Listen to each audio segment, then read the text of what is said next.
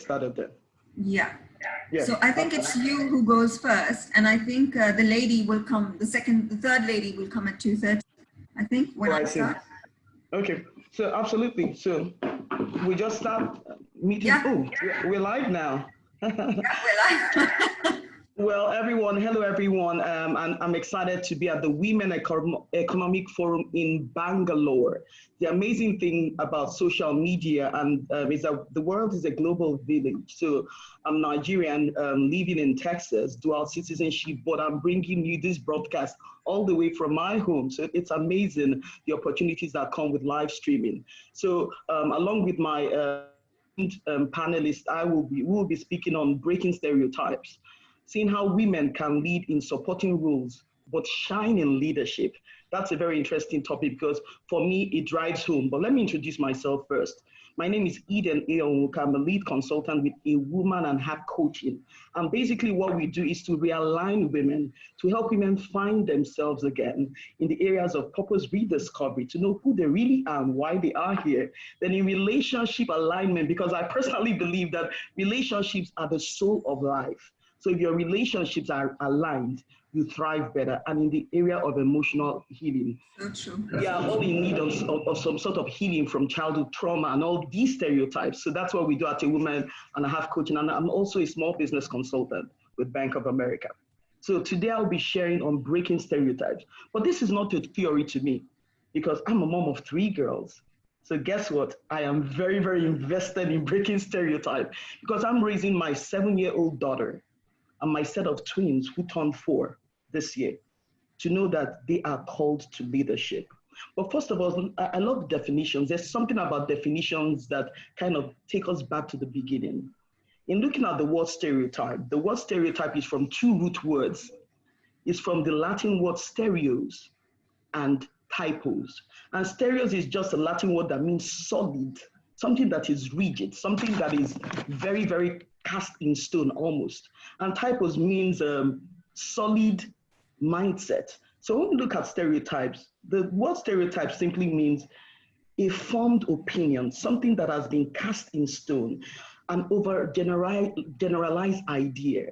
And stereotype doesn't always have to be a negative word. Sometimes stereotypes are positive. They are not necessarily all negative. So, but the problem with stereotypes is the overgeneralization, sometimes of a concept, a misconception, or even a lie. So when you stretch it and stretch it and stretch it, and you just put together a group of people, then we have what Chimamanda Adichie, one of the prolific writers in Nigeria, calls the danger of a single story. In her TED Talk, The Danger of a Single Story, she noted these very, very impressive thoughts. She said, the problem with a single story is not that it is incorrect, is that it is incomplete. So stereotype doesn't mean that it's largely incorrect. It simply means that it is incomplete. So today, what I wanted to share from my heart is a letter I wrote to my daughters, an article I shared last year on Teach Your Daughters, because I believe we cannot correct stereotypes at a larger level. These panels are good. These conversations are necessary because stereotypes feed prejudices and prejudices form discrimination.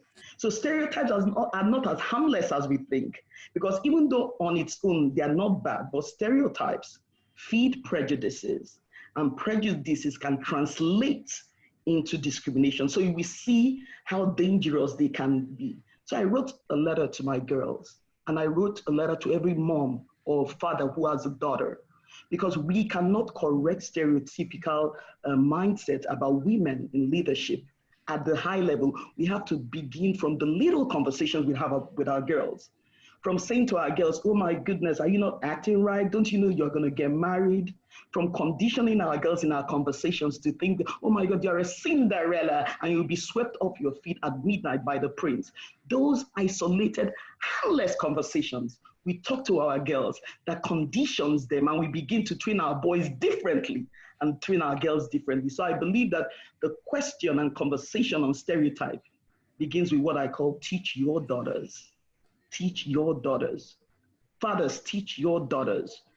Mothers, teach your daughters. And I'm going to read it because, like I said, I'm invested in this. So I wrote this last year. I said, teach your daughters that boldness is not brashness. They need not feel guilty for being pioneers. Teach your daughters they can be vivacious and virtuous at the same time. They never have to shrink back to fit into a lopsided mold. Teach your daughters that beauty and brains are not mutually exclusive. They can have both. She can be a dainty debutante and an ingenious inventor at the same time. Teach your daughters that they had a purpose long before they had a partner. Let her live abundantly and love genuinely. Teach your daughters that survival skills are human skills. They must never apologize for learning to defend themselves. Teach your daughters that she is a complete princess. Apologies to Cinderella. She is a complete princess with 2 glass slippers. And she can find her spare slippers in her God-given dreams. She does not need a prince to rescue her before midnight. Teach your daughters that good girls don't attract bad guys. No, that's a false narrative. Good girls do not attract bad guys. Remaining in abuse is not a proof of loyalty. And silence isn't golden when they should cry out for help. Teach your daughter that she's a warrior armed with strength, with an inner resilience, and she can bounce back from any fall. Teach your daughters about purity and power, about justice and mercy, about shame but forgiveness. Teach your daughters about love and betrayal, about despair and hope, so she can be a balanced, polished pillar. Teach your daughter that they are beautiful in their uniqueness, regardless of their color and the magic of their hair. And that with the changing trends, there is no one standard of beauty. Above all, teach your daughter that God loves them. They are divine, they are goddesses. Teach your daughter that the world cannot wait for them to rise and take their place in leadership. Teach your daughters that they are limitless. That's what I'd say. So from Malala to Simone Biles and every woman who dared to break a stereotype is because someone taught them that they can be a princess and a warrior, an accomplished professional, and they can be everything they dreamed to be. So the beginning of stereotypes, I strongly believe, is when we begin to teach our daughters and change the narrative one family at a time, one community at a time, one country at a time, and one continent at a time. Thank you. Thank you, Eden. A very good afternoon to everyone joined here in this session. I would like to begin by thanking the World Economic Forum, All Ladies League, for inviting me to be a part of this digital summit.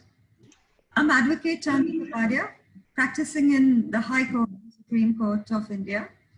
And I'm also the CEO of GLS University. It's lovely to be here and meeting all of you, such wonderful women. Of course, I'm here to talk about, like Eden, about breaking the stereotypes on women in shining and supporting roles. And like she said, you need to teach your daughters to be independent, to, not tell her that a guy is going to come in, in a knight in a shining armor, and teach her to be self-reliant and and basically independent. I think that is the need of the hour. So I'll start with taking that point in mind, and which I completely resonate and believe in. Women, amazingly stunning, so divine, alluring, angelic, and graceful. Creatures got created, took time to create. So I think if God has taken so much time to create us, why do we just let ourselves be bogged down? Like again, I would take Eden's example again of her daughters. That touched me so much because I have a daughter myself, and of course, you know, I want her to be as independent as possible. So completely understand. I think everything about us is mesmerizing. Our laugh, our smile. It can stop people dead in their tracks if we wanted to. And of course, maybe that's why the game of chess in the 6th century AD has woman as the most powerful, as the queen, I beg your pardon, queen as the most powerful chess piece. Just like the way a woman can travel across and far beyond our expectations. So who is a woman? Well, scientifically speaking, female, where Phi is the abbreviated term for iron in the element chart. So basically, we are males added with greater strength and flexibility. Women have always been shining in their supporting roles, be it a supporting role of a mother, a wife, a daughter, a sister. A woman is a natural multitasker. We often have to fit in 48 hours of work just in 24 hours with everything, you know, being at work, being at home, being a mother, being a wife, everything. Yet, I think we are pretty well organized and efficient at whatever we do.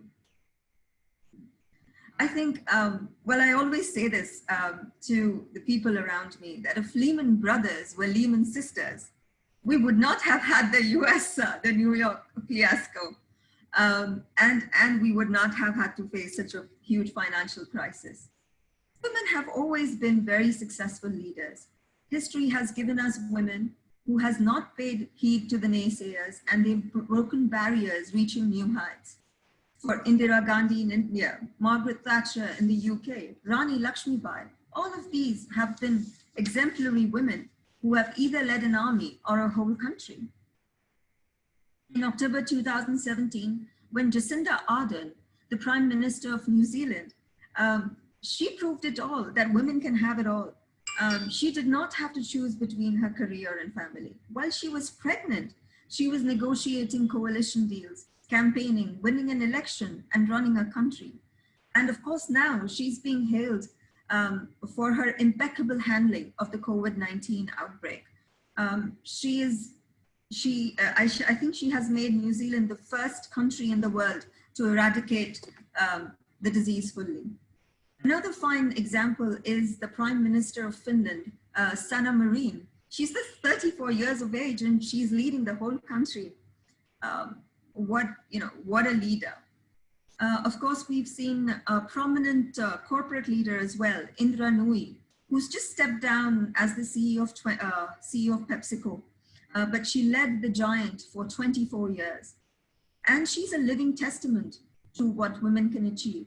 She correctly said, an important attribute of success is to be yourself.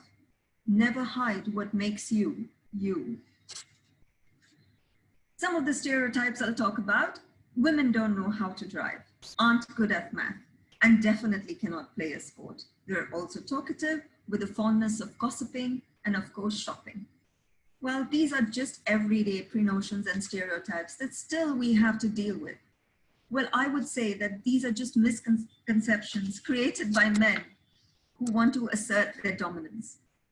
Well, of course, women are good at math. Haven't they heard of Shakuntala Devi? And women are great at sports. Steffi Graf, my favorite sports person, former tennis player. What about her Grand Slam wins and her Olympic win? And shopping? Well, if we have the money, why not? And we don't need men to pay for our shopping. We can have all the fun we want. And we spend so much time just working, whether it's at home or outside. I think we should be spending more time enjoying ourselves and celebrating the smallest of our achievements and living on our terms. We have to remember that it's never easy to challenge old traditions. Society doesn't change if we don't change ourselves first. Behind every successful man, there is a woman. But I say that behind every successful man is a woman who keeps out of his way. Because trust me, if we decided to do the same thing as the man, we would be better than him. Gone are the days when women were stereotyped in gender-defined roles, such as teachers, nurses, and housekeepers. We now see women as many roles as we need to, from security guards to cab drivers to stand-up comedians and scientists. Women have taken charge at each and every field of the society. It's still at a slow pace than we would like it to be. However, the society is coming to terms with women that they can be much more than just caregivers. Stanley Baldwin said, and I quote, "I would rather trust a woman's instinct than a man's reason." And truly said, women are excellent trust builders, have great instincts, possess soft skills. We have great leadership abilities with good communication. And these skills are the ones that help businesses grow from scratch and accomplish success. Oprah Winfrey said, "A mentor is someone who allows you to see the hope inside yourself." Some of the most successful women in the world today may be building business empires, perhaps earning distinguished mentors, but frankly speaking, it's not their superior title or their fancy Fendi bag that distinguishes them. They are boundary pushers, game changers. If we are lucky enough, we can count them as friends. But more aptly, we call them our mentors. Women are brilliant mentors. In fact, a child's first mentor in his life is his mother. So women have mentorship instincts in them naturally. Women have high emotional intelligence, and that's why we are great supporters to our subordinates and employees. Women mentors help especially women learn, encourage them to be more open and relate to their journey more than male mentors can. This gives them chance to, in turn, develop themselves more as teachers and practice her problem-solving abilities, etc. It is particularly beneficial when a woman leader mentors multiple women. It creates a domino effect that encourages those women to eventually mentor other women. Did you know that Michelle Obama was designated as Barack Obama's mentor at the law firm where they both worked while he was a summer associate? Not many people acknowledge this, or perhaps they don't know about it. Barack Obama often credits Michelle Obama as being the support and success behind his great achievements. Even Oprah Winfrey was mentored by Maya Angelou. This proves that even the greatest of men and women would need advice from women. Life is not fair. Get used to it. This is the first rule from famous Bill Gates' 11 rule book, which you will never learn at school. While this resonates with everyone, I think it resonates more with women than men. Again, the stereotype, women are too emotional, you can't have it all, women leaders are bossy, we don't hire women for this, are some of the common statements many women still hear at some stage in their life. As much as we try to oversee it and defend the progress of women, we still hear them. While women and men enter the workforce in roughly equal numbers, women frequently fall behind in promotions from the very first step on the management ladder. Whenever women are working with men on male gender type tasks, men are more likely to be credited for joint successes, and women are more likely to be blamed for joint failures.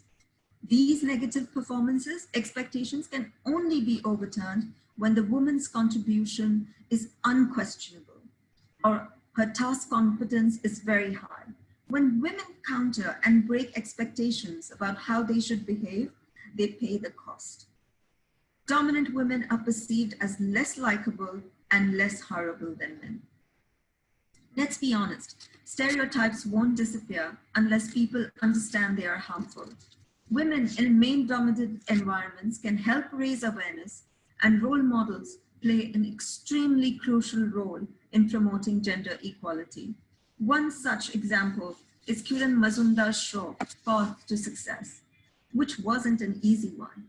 Voted twice by Forbes as one of the most powerful women in the world, this chairman and managing director of Biocon Limited has had to face numerous challenges, but she never lost hope or gave up. Through her journey, she has inspired several women to enter the biotech world in India. When she entered malting and brewing in India, an unconventional field for a woman during those times, She was told that she could not be hired as a master brewer because it's simply a man's job. Today, the world recognizes her as one of the most leading women ranked among the billionaires of the world. God, I'm so proud of her. If she had listened to the naysayers, I don't think she would have been here today. I think when women start to think for themselves, there is nothing or no man can stop her. There were times when people thought boxing and weightlifting were a man's forte, until they heard of Mary Com's success and Geeta Phogat's achievements. A teenage girl like Greta Thunberg became a voice for environment activism and the voice of climate change by leading the largest climate demonstration in human history. Had they paid heed to what society said, they would have never attained such success. Like Coco Chanel said, the most courageous act is to still think for yourself aloud. Creating an inclusive environment where everyone wants to continue working is more about just policies and hiring practices. I believe that as women, in order to shine in all our roles, whether professional or personal, we have to support each other. These are women who harbor profound capabilities and promise.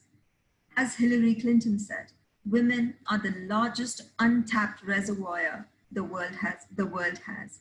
So the sooner we recognize their talents and the sooner we get these women together, the sooner the world will be a better place to live in. If we can mentor one, the one can mentor two, two can mentor five, then it would be a roar across the board, making it clear that not only are we here to stay, we are here to lead. Like Hillary Clinton said, again, I'm in awe of her. I mean, come on, she has been the only candidate in history, woman candidate, who has fought an election. Fortunately, she did not win, but that's a different story. So I'll quote her again: take criticism seriously, but not personally. Women climbing up the ladder of success will face numerous obstacles and criticism at each step.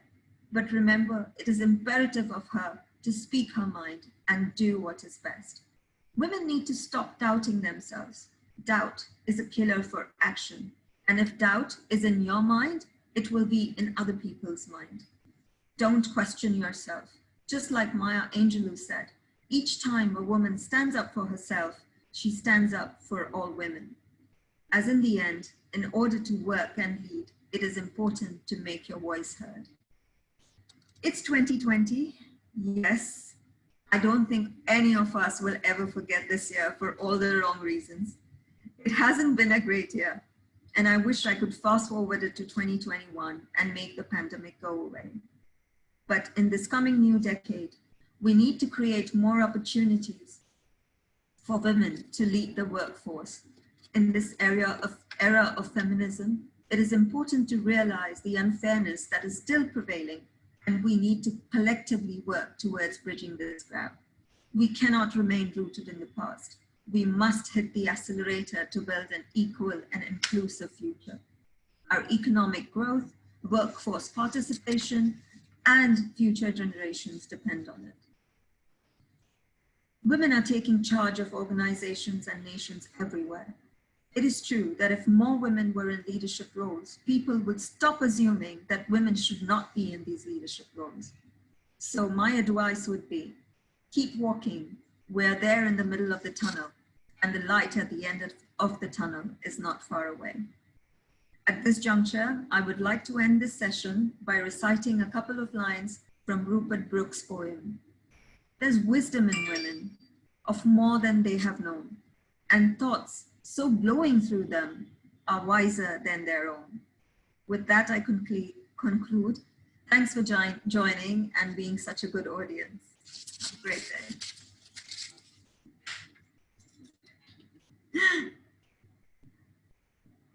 And that was fantastic. Thank you. Thank you. That was wonderful. I loved all your examples, especially the example of the COVID situation that has been fairly managed better by women in leadership. So come on. I mean, yeah, absolutely. I mean, what more do we have to say?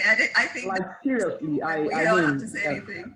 Yeah, I mean the results speak for themselves, and that was beautiful. Thank you.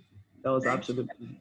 Well, it was a pleasure meeting you. Pleasure meeting you, Eden. Wonderful. Hopefully in some other, when we are post-COVID and we all meet in India, I will be sure to look out for you. Please do. Please get in touch and I would be happy to post you. Absolutely. Well. All right. Take care. Thank you. Namaste. Take care. Have a good day.